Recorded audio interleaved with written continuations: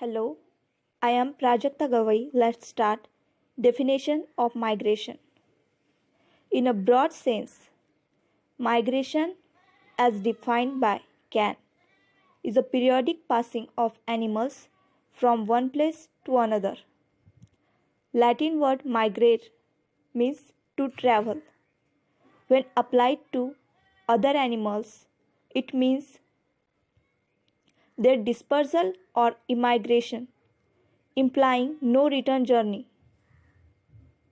On the other hand, bird migration is a two-way journey. It means a regular, periodic, to and fro movement of a population of some birds between their summer and winter home, or from a breeding and nesting place to a feeding and a resting place.